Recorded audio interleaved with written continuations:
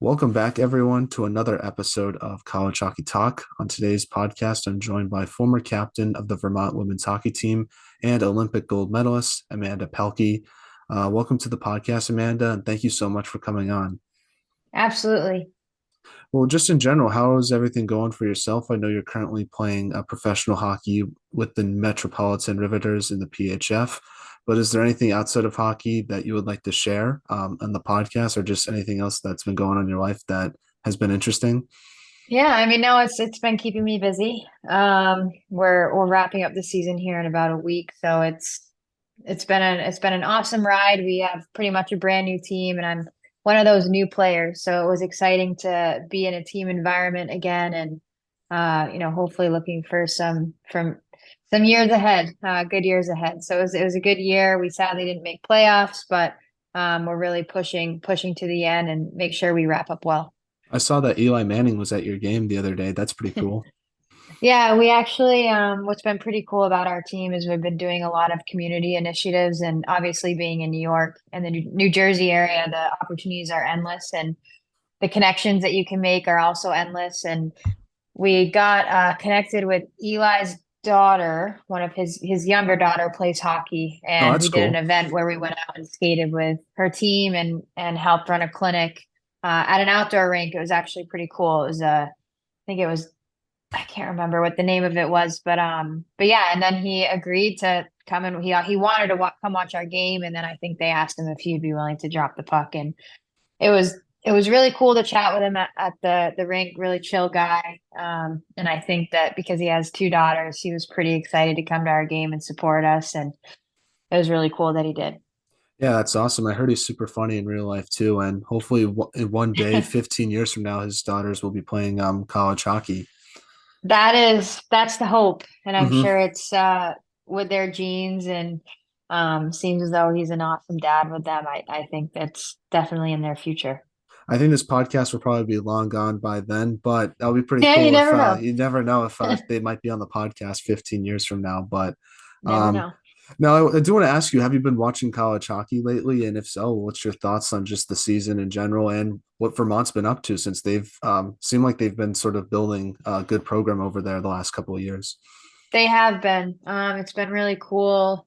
I mean, really since I left, to be honest, they've just kept climbing upwards, and I feel like every year they've built on what they've accomplished the previous year. And I have been watching, obviously, watched them really closely this year, and was hoping, for a hockey's final, which would have been pretty cool. But obviously, Northeastern and Providence and those teams that they had to face are really good teams. So the future is bright for them. I've been watching mainly Hockey East games. Yeah. I haven't watched many of the other games sporadically. I did go to Quinnipiac RPI game recently, and the game's just gotten so much. It's just so good now. All the college hockey players are outstanding, and can't wait to hopefully see them play professionally one day. Yeah, I like the how the parity has also gotten better as well. Back in the day, it used to just be Minnesota and Wisconsin. Now you have like Yeah, five or six it's spread teams out. that have a Hmm. legit chance at winning the championship, which I think is a good thing for the sport. Now, every Yeah. interview I've seen with yourself, it's always about, your Olympic experience and professional hockey experience. I'm curious how often you get to talk about your Vermont days. It's actually about quite a bit, to be honest. And I think because I am a Vermonter and I grew up there, I think it's probably talked about more often of, why did I choose to go there and how was the experience? And I only have great things to say about it. And, with the future of how well their program's going, you never know. One day I might end up there working or whatever it may be. I just think I always want to be tied to that program because I think that they're doing an awesome job. And that leads me to my next question, but I want to sort of transition now and talk about the beginning of your hockey career. And like you mentioned, you're from Vermont. So just talk about how you started playing hockey and what it was like growing up there. Yeah, similar to probably a lot of people that you've talked to. I have an older brother, families, and was involved in hockey, still is. So my dad actually built an ice rink in the front yard. I know it's probably a repetitive story, cliche, but that's kind of how I started skating and fell in love with it. And I was always out there with my brother and his friends. So as you can imagine, much bigger, much older, probably just made me a little more fierce. And I've just loved every second of it since. Well, I feel like you would love to hear this, but I had a men's player on recently. He said his mom played hockey, and that's how he got into it. So that's a good. I just Really? wanted to let you know. I think so. You can. It's Yeah, good to that's hear that. sweet. I like that. Who was your That's cool favorite to hear. player growing up? Uh, well, much of, the type of players that I watched growing up were obviously NHL. And I mean, I've honestly since this day I met him, my one of my favorites is Martin St. Louis, and he played at UVM. I was too young enough to watch his career there, but followed him when he played for Tampa. His career in the NHL is just outstanding, and now what he's doing with the Canadians is pretty cool. So he was up there on the list, but on the female side, I was watching Women's Olympics in '98. I was still pretty young to really know what was going on, but I do remember in 2002 watching that game, and obviously got to go with Cameron Granado, captain of the team. Every young girl just always looks at who's the captain, and that's her favorite. So that's why I wear the number 21 as well. Oh, that's awesome. Yeah, no, Yeah. I think it's what's cool what Cammy Granado's doing now, actually being like the assistant GM of the Canucks, and I hope that paves the way for Yeah. more women to work in the NHL. I think that'll be super cool one day. Yeah, she's one of the few that started that trend and made it seem as though it's possible and within reach for all of us. So kudos to all of them. Pretty Now, cool. obviously, Marty St. Louis has a very underdog story. That's one of the reasons why I admire him. But as a Bruins fan, I gotta go Yeah. with Tim Thomas. That's my Vermont Yeah, guy, just yeah. because he has a cool underdog story as well. Yeah, you're gonna like this story then because my when he was playing at UVM, he worked for my dad Oh, that's actually cool. when he was there, and I have very, very vivid memories of shooting on him in our kitchen. We had this little like I guess walkway that went from our kitchen to the living room, and that was his net. So he would come in the morning to work with my dad, take his ball cap off, and I'd shoot on him with mini sticks. So that was our morning routine. So I have some pretty fun memories with that, and then obviously being able to watch him at the Bruins, we started to become Bruins fans pretty hard, and then I actually lived in Boston for quite some time. So pretty cool. So you had a small part in his development in some way to win the Stanley Cup. If you think about it, since Yeah, you're taking all I those don't know. shots. I don't know. I don't know about that. Maybe I helped him with his. He played so like he was so fearless when he played. So I don't know. Maybe it was because I was shooting golf balls at him or whatever ball I was using. Probably didn't feel too good. Yeah, I always liked how he would just like go up into a player's face and like punch them sometimes. Like you never see that from Yeah, goalies he anymore. They was. always skate out, but like I remember one of the Sedin twins, I think, was like in his groin. He just punched him in the face. And as a young kid, that's that really gets you excited seeing guys fight on the Yeah, ice.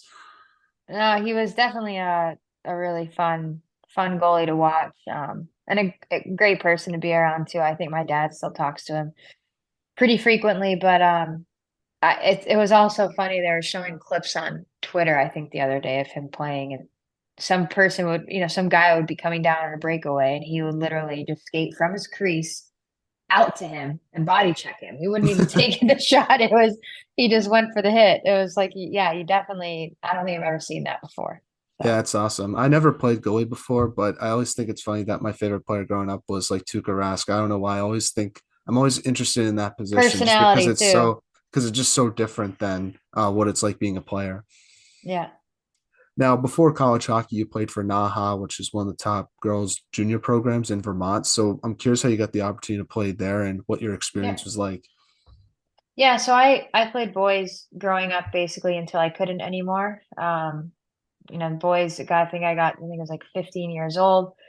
The boys that I played with my whole life ended up having to, go play boys high school hockey. And so that led me to playing in the junior women's hockey league for the Boston Shamrocks. And as you can imagine, being from Vermont, I did not travel to Boston to practice with them. So I just met them at tournaments and just became a lot with traveling in school and then realized that Naha was 30 minutes from our house. So it was kind of a no-brainer to go there my junior and senior year and be surrounded by players that were better than me, that made me better. And those were some of the best days playing for sure. What's the best memory you have at NAHA, and how did it help, I guess, prepare you for college hockey with Vermont? when I think of just the hockey aspect of it, I think, thinking back to the players that we had, that some of them are still my best friends. It was just such a freeing component to how we played. And maybe that's because we were so talented. So we got to, we got away with a lot of things that I'm sure other teams didn't just because of how talented we were. But I think the memories that I remember the most are at the actual academy at kind of like this old ski lodge that we all lived together in. And you just remember all of the stupid stuff, fun stuff that you would occupy your time with together. And quite honestly, that was when cell phones were just coming out, or I mean, I had one, but you didn't have Instagram on it. You didn't have Facebook and Twitter and all that. You just had your phone just for texting or calling. And I don't have any memory of ever being on my phone. And we were just so in the moment with each other and just enjoyed every second of it. That's awesome. And I feel like that Yeah, it sort was of really fun. experience is sort of like college, which must make the transition easier just because you're living on your own in a way. Yep. No, it definitely helped. I mean, we were on the road all the time as well. So it was, our schooling was a little different. I would take my syllabus from high school and have tutors at Naha. So it was different. It was hockey 70% of the time, maybe 60%. But I always took the school part of it pretty seriously, and it really helped with time commitment and organizing. And when I got to college, I didn't have any problem with that. Now, talk a little bit about your recruitment process to Vermont. How did that go, and what made you want to go there? I guess versus other schools you might have looked at. Yeah, I mean, it was I think I knew that I think I knew I wanted to be when I was getting older. I say older, I think I was like wasn't that old when I made the decision, obviously, but I always knew I wanted to be on the East Coast. So whether that be Hockey East or Ivy League or um so it was really between those two. I've always loved Boston, and I remember growing up saying that I would never go to UVM because it's too close. But I think what made me agree to do that was it was a gut feeling. It was a stomach feeling that I got, and I speak a lot about that feeling to kids. I'm like, that's when you're gonna know it's the right choice, and it's the right one. It's a feeling that you get, and the coaches made me feel like I was gonna get better there, and the program is also still building, as it still is right now, but it was definitely at a different place when I went there. And I've always liked being a part of building new cultures and kind of fighting your way to the top. Yeah, no pun intended with the gut feeling, if I'm correct, right? Yeah. Yeah. That's funny. What was the biggest adjustment you had to make to college hockey? Structure, I think. Like I said, talking about with Naha, we were so talented and skilled. It was such a freeing way of playing. Um, Not much defense was played either at Naha. So I definitely had to learn that side of the game and the importance of it and the little details and the habits that I think Jim Plumer, who took over our sophomore year, really pounded me on those and made me more of I'm still trying to be more of a complete player, but I think that's where it really started. And he taught me, the importance of the defense and the habits and the practice and the pressure he put us in on practice really correlated to our gameplay. So that was a whole new level of learning for me. Was it easy to balance hockey and academics once you got to college, or once you? I feel like players tell me that Yeah. once they get the time management down, it's pretty easy for the most part. And once they get older too, like you have more fun classes to take, so that makes it easier as well. Yeah, I never really felt that I couldn't get my work done or I couldn't study enough or you know, I didn't do much, to be honest, I didn't do much work like on the roads. I would almost plan ahead and make sure that I got my work done before the weekend. So then the weekend was just for hockey. And so yeah, I never, you know, knock on wood, I think there was a lot of things leading up to in my life that really made me succeed in that way. But yeah, time management is huge. But like I said, at Naha, you're kind of on your own. So you had to figure it Hmm. out or you didn't do well. So I really took, high accountability of being a good student as well. Now, during your freshman and sophomore year, your team really struggled. I guess how did you handle the challenge and adversity of both those seasons not winning many games? Yeah, I think, well, there's a lot of change that happened too. We had a coaching change. My freshman class at the beginning of my career was huge. I mean, there was, I want to say this is complete guess, but somewhere around 9 players, and that's a lot. And to get everyone on the same page and creating a culture takes time. And the first and second years were definitely building blocks, and then junior year we succeeded a little more and got to the final four in Hockey East. So that was an awesome feeling. I think that we definitely made the program grow inch by inch. But now they're just on a whole other level. So it's really cool to see. Yeah, that leads sort of into my next question. But during your junior season, your team improved drastically, going from 8 to 18 wins. What did your team do during that offseason to make such improvements? And what do you think your role was in that? Oh, man, you're making me think back to a long time I'm ago. sorry. No, that's okay. No, it's good. I'm trying to think. It's hard for me to differentiate between junior and senior year, but I think junior year, um, for me personally, I felt like I took a little bit more responsibility of wanting the team to succeed. And maybe it's because it's like a feeling that you get where like my time's winding down in college and I really want to make the most of it. So I think our class, and myself personally tried to just kick it into another gear and really bought in, had hard conversations with each other and the coaches, and it was just a fun year. I think it was just a really, really fun year. Yeah, I want to ask you how obviously you had the coaching transition your freshman year. So what was it like playing under Coach Plumer? And I guess what was it like seeing him sort of in the beginning process of building a program? Because Hmm. from what I know from him, he seems like a really chill guy, which is when you think Hmm. of a coach, you think of someone like who's like yelling all the time, but he's always seems super chill. He is chill, but I mean, every coach has their, intense moments in a good way. And I think the biggest thing with him was I remember him, I actually remember him pulling our power play unit into his office one day, and he put on the video of our practices of practicing power play, and he just flat out asked us, like, "Do you really think this is good enough?" You know, and it's when you see it and you actually comprehend, like, no, it's not. And it's visually very accurate to see that it's not. Like his accountability with us as players was very high. And he expected a lot from us. Every coach has enemies on a team, whether it be for whatever reason. But he just kept pushing the process forward. And yeah, for me personally, he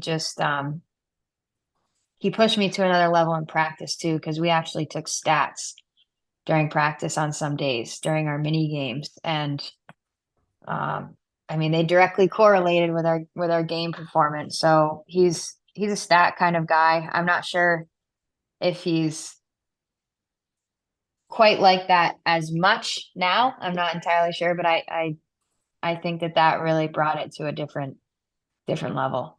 I feel like most coaches say they have to be a lot different with today's players than back in the day, just Yeah. because it's just a whole different like environment. From like I know Gino Auriema's former players always say like he's so much more like nicer to them now than he was with them back in like the early 2000s. Yeah, and that could be I never once felt that like Jim was harsh Yeah, yeah. ever. So I didn't have that era as well. I think that was like before me, Hmm. maybe. I think I kind of slid in when it was starting to transition and you realize, how connecting with your players I think is most important and how that probably leads to success a lot more than coaching through fear and leading through fear. I just don't think that's really the way anymore. And yeah, I could go No, on and on about that, but yeah. No, I understand where you're coming from, but I yeah, think it's always good to have a good connection with your players because if the players don't believe in that the coach, like, then the team just, I think culture is a that's the huge number part in one thing. college. And Yeah. it's a more important thing in college. If you don't have a good culture, then your team, I don't care how talented your team is, you're not going to have a lot of Mhm. success. Yeah, and then everyone's angry and the snowball effect Yeah. is real with that. So Yeah, it's the one that only if I would not want to be a head coach. I would love to be assistant because I would much rather be you're good kind of in the cop. background. Yeah, just good cop. Like You're in the everyone likes you. shadow that Yeah. everyone complains to you, but it's not really about you. Yeah. Yeah, And that's what I would be as most. Like yeah, I don't think I could ever be a head coach, at least not right now. yeah, yeah. I mean, the wins and losses are all on you, and yeah, it's a lot. I think it's a lot. But you do So, have control of everything as a head coach. It's the one probably benefit of it. mhm.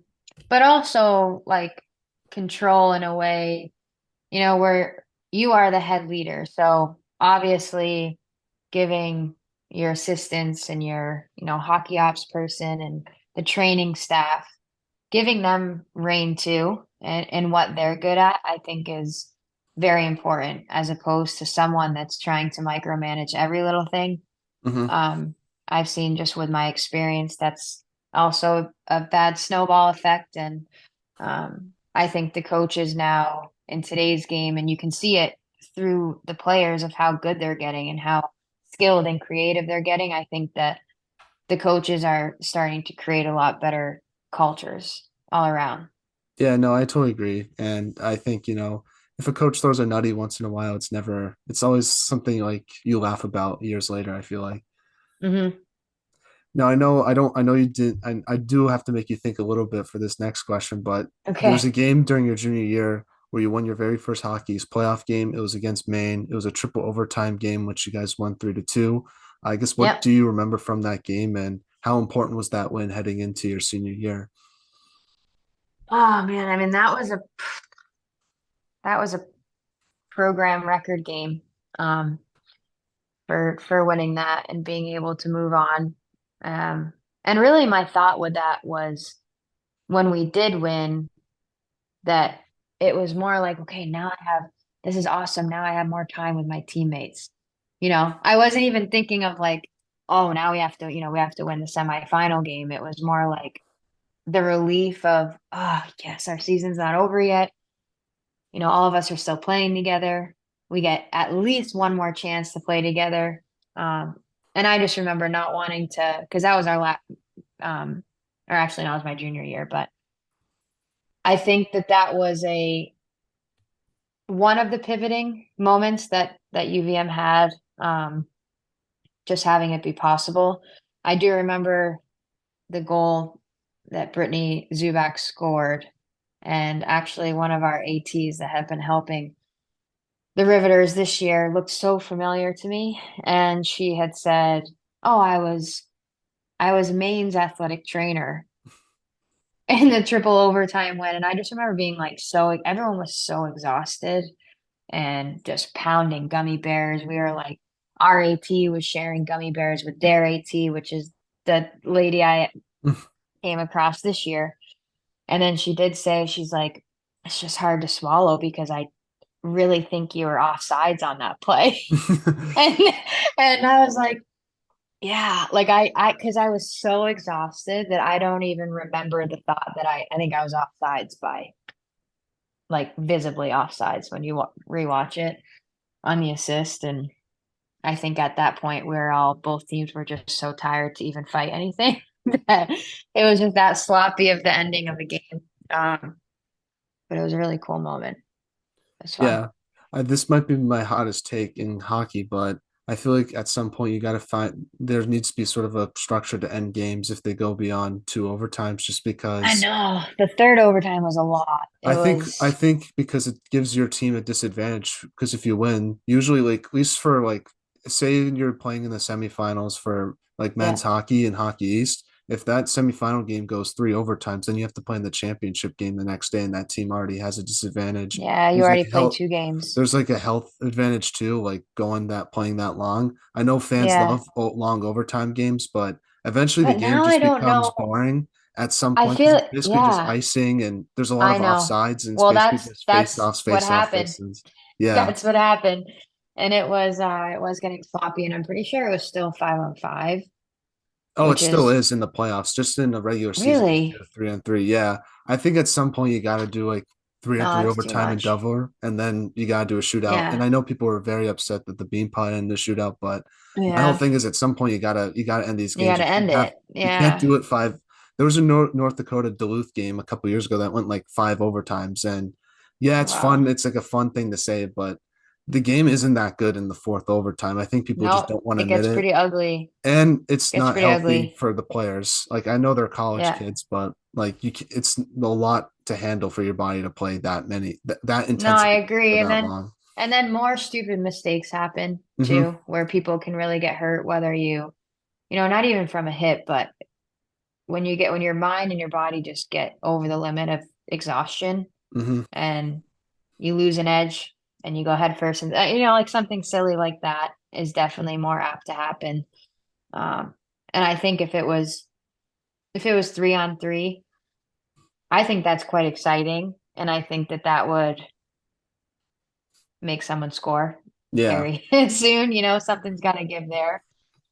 But yeah, I remember that game at very, least you very won though. vividly. I think it Um, must the offside you sort of forget about at that point. It's the yeah, moment. I didn't even know that it was actually offsides maybe till like 2 years after, Yeah, where they showed like the whole clip, because before in like highlights and stuff, it was just like me carrying the puck in the zone. yeah. They didn't really show like the prior, so maybe the video, I don't know, who knows, but I do.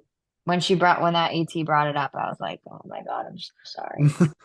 But we are all so tired, so you It know, was also like 7 years ago, so at the end yeah. of the day, it doesn't matter that Hey, much people don't anymore. forget. Yeah, People don't forget. that is true. That is true. But Yeah. as a senior, you became the captain of the team. I'm curious what type of leadership you want to bring. Were you vocal? Were you lead by example? What was that like? Uh 50-50. I think I would definitely say I'm kind of the similar leader now. And I think that's because a testament to the leaders that I've been around, especially with the national team, um, the type of people that I got to train with every day really built my character come that senior year. And I'd say I'm half and half. Like I love leading by example. I think every leader needs to lead by example, but I'm also not one to just to yell. Hmm. Um, Usually if there is something to say or something needs to be brought to the attention, it's never a raise my voice type of situation. Yeah, But when I do play, I think bench energy is huge, and I'm definitely one of those players that I also feed off my energy if I'm communicating with teammates, and I find myself I play a lot better as well. So somewhere in between, I'd say a little bit of both.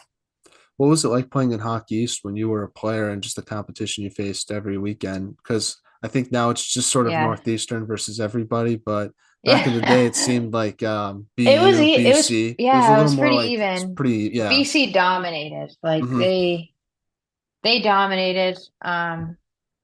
It was kind of one of those things, the players that they had on that team. People forget they had And an then, undefeated year 1 year, and then they lost the final game of the yep, season. yeah. No, I remember that. Um, yeah, and then I'd say, it wasn't like they were crushing anybody by all means, but maybe they were similar to what Northeastern is now. Yeah. Um, but even still, like I think I've seen some pretty good games, Hockey East games that, the other team gives Northeastern a good fight. But I think our what was cool about the when I was there towards the end of my career, every game was a toss up. There may have, like we had to really fight to both teams had to fight to get the 2 points. So that's why it was always exciting and it was always really close.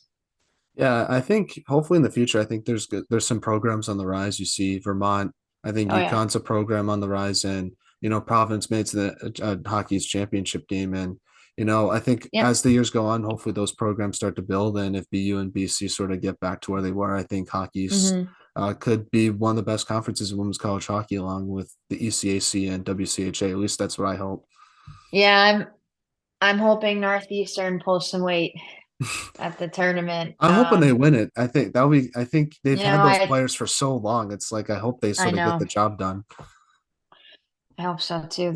The Western teams are just always they're always just so good. It's the Yeah, depth is crazy, but I'm excited to watch. It'll be fun. I yeah. think I'm yeah, I think I'm gonna be actually ended up got asked today to go to the Patty Kazmaier um announcement. Oh, So nice. I'll be there that weekend, I think. So I'm excited. Who do you think's going It'll to be win the cool. Patty Caz? I already have my pit prediction, but I'll let you Okay, go who's first. yours? Mine's Danielle Serdachny from Colgate. I think she's been the most Okay. dominant player in women's college hockey this year, and I think you Yeah. can make an argument for Taylor Heisey, but she won it last year, and I feel like they try to do Yeah. different players every year, and I feel like I don't Hmm. know. I think if you just look how dominant her team has been, and she plays in a Hmm. better league than some of the other players that are on the Patty Caz nominations. That's just my pick. Okay. And she's a freshman. Oh, so I think she's a senior or junior. I'm not exactly sure. Pterodactyl. For the whole it's the whole COVID stuff threw me off of what someone's class is, but I think she's a senior. Because I coached against, I'm gonna have to look this up because I coached against someone. There's another Sardacne in coming to UConn next year. I know that.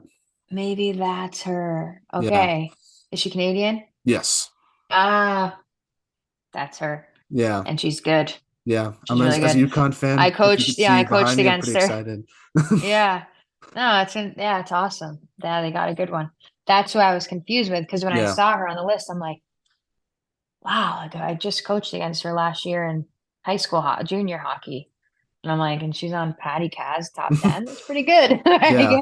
But okay, I haven't watched like I don't watch Colgate a lot. I Mhm. don't watch Gophers a lot. Like just the players that I'm thinking about are the ones that I watch and they're pretty darn good. The whole list Yeah. is really good. I coached Zanin at a back in her U18 days, 66 camp, they called it for the U18 tryout. So she was maybe like 16, 17. I'm like, that girl's good. So it's cool to see her on the list. Um, yeah, She scored I'm the excited. gold she scored the gold medal winning goal, I think, in 2020 Yep, for the one of U18. those she did. Yeah. So yeah, it's fun to see her do well. She was a fun kid to have at camp. I think she was on my team too. It's fun. Now, you played your final college hockey game against BU, ironically enough. So, talk about how emotional you were after that game and what you sort of took away from how you sort of processed that after you knew your college hockey career was over. Uh,